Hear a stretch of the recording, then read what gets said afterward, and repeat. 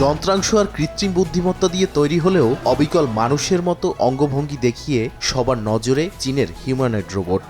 চীনা মিডিয়া গ্রুপের spring festival গালায় humanoid রোবটের দক্ষতা দেখে মনে প্রশ্ন উঠতেই পারে, রোবট কি তাহলে মানুষের জায়গা কেড়ে নিচ্ছে? দেশটির রাষ্ট্রীয় টেলিভিশন CGTN এর সম্প্রচারিত অনুষ্ঠানে দেখা যায় রোবটের কুংফু, টানা ব্যাকফ্লিপ, এমনকি 7.5 অ্যাঙ্গেলে শূন্যে ভেসে ঘূর্ণন। গত বছরের তুলনায় চলাফেরা ও ভারসাম্যে স্পষ্ট অগ্রগতি, একসঙ্গে বহু রোবটের সিনক্রোনাইজড মুভমেন্ট। এই প্রদর্শনীকে প্রযুক্তিগত সক্ষমতার কৌশলগত প্রদর্শন বলছেন বিশ্লেষকরা। ব্রুঙ্কিস ইনস্টিটিউশনের মতে, দৃশ্যমান হিউম্যানয়েড রোবট জনসাধারণের কাছে প্রযুক্তি নেতৃত্বের সবচেয়ে বড় প্রমাণ। বৈশ্বিক প্রতিযোগিতায় বিশেষ করে যুক্তরাষ্ট্রের সঙ্গে AI-এ সমানে সমান লড়াই চললেও উৎপাদন স্কেলে হিউম্যানয়েডে এগিয়ে থাকার দাবি করতে পারছে বেইজিং।